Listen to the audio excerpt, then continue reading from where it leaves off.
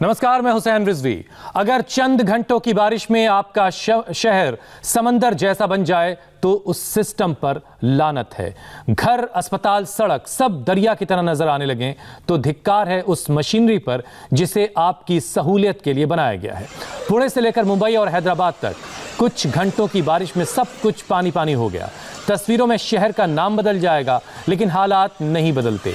ये तस्वीरें सिस्टम पर सवाल उठाती हैं। सबसे पहले बात महाराष्ट्र के पुणे की। बीती रात से सुबह तक की बारिश में पुणे पानी पानी हो गया। पुणे के कई इलाकों में घुटनों तक पानी भर गया, घरों में पानी भर गया। झमाझम बारिश से पुणे के कई इलाकों में सड़कें समंदर जैसी नजर आने लगीं। पुणे के लिए मौसम विभाग ने रेड अलर्ट और मुंबई के लिए ऑरेंज अलर्ट जारी किया है। पुणे में जल प्रलय की आपको सबसे हैरान करने वाली तस्वीर दिखाते हैं। ये तस्वीर पुणे के इंद्रपुर की है। दो लोग करीब 2 किलोमीटर बहते हुए एक नाले में जा फंसे।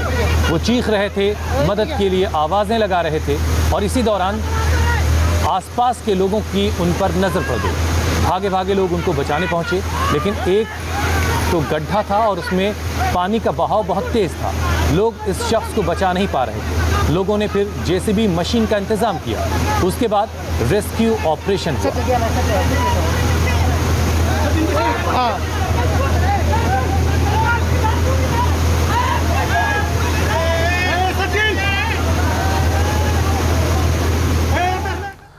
अब आपको एक एक करके दोनों लोगों को बचाने की जो तस्वीरें हैं वो अलग अलग दिखाएंगे।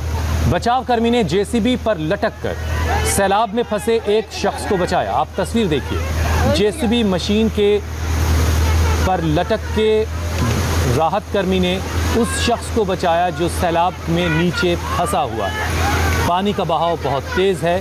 पानी की दहशत ऐसी कि इसमें ठहरना भी किसी के लिए आसान नहीं। लेकिन जाको राखे साइयाँ मार सके ना कोई वाली बात है यहाँ पर। और अब ये तस्वीर देखिए।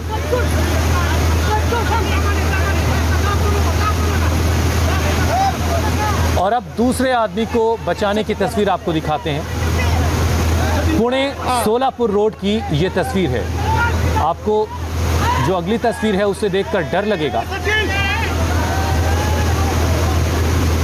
तो ये जो तस्वीर आप देख रहे हैं इसमें पहले शख्स को बचाया जा रहा है। जेसीबी मशीन की मदद से इस शख्स को बचाया गया जो करीब 2 किलोमीटर पानी में बहता हुआ आकर यहाँ पर नाले में फंस गया और फिर लोगों ने इसकी मदद की शुरुआत की। जेसीबी मशीन का इंतज़ाम किया और किसी तरह से बड़ी मशक्क़त के बाद इस आदमी को बचाया गया। अब अगली तस्वीर देखिए। पुणे सोलापुर रोड की ये तस्वीर है। तेज़ बहाव में कार बह रही है। ज़रा सोचिए यहाँ अगर कोई इंसान होता तो उसका क्या हाल होता। ये कार पानी में कुछ ऐसे बह रही है जैसे कोई खिलौना हो या फिर कागज़ की कोई नाव हो।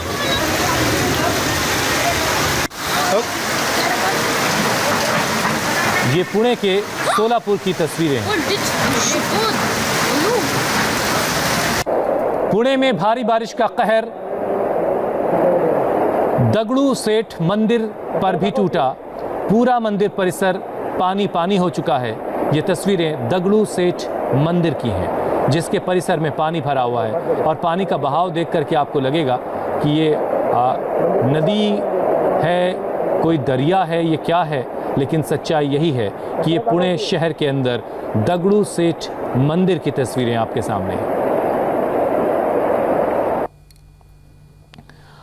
पुणे में कल रात से ही बारिश हो रही है और इसके बाद घरों में बारिश का पानी कुछ इस तरह से चल रहा है।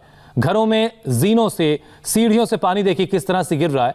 छत पर इतना पानी आया होगा कि जीने से पानी इस तरह से नीचे की तरफ आ रहा है जैसे कोई झरना बह रहा हो।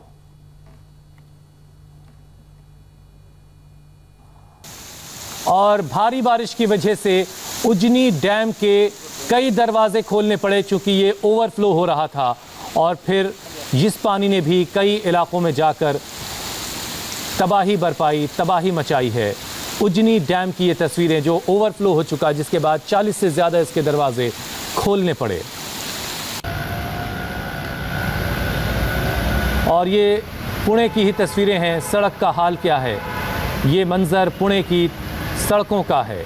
कुछ घंटों की बारिश में अगर सड़कें, शहर सब कुछ इस तरह का हो जाए तो सोचिए कि हमने क्या चुना है, हमने किन्हें जिम्मेदारी सौंपी है और ये सिस्टम कैसा है जिस सिस्टम पर हम भरोसा करके बैठे हैं। वो सिस्टम दरअसल कितना बेबस और कितना लाचार और कितना सड़ा हुआ, कितना सुस्त हो चुका है कि उसे इस बात की ज़रा भी फिक्र नहीं कि मानसून का पानी या बारिश का पानी आएगा तो उसकी निकासी आखिर कैसे करेंगे।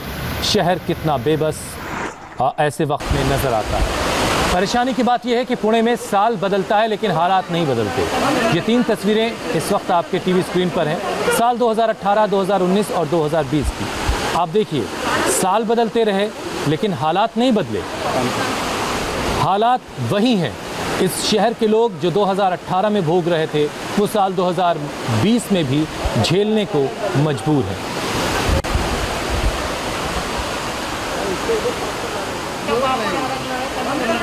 आसमानी आफत का कहर देश के 3 राज्यों पर टूटा है।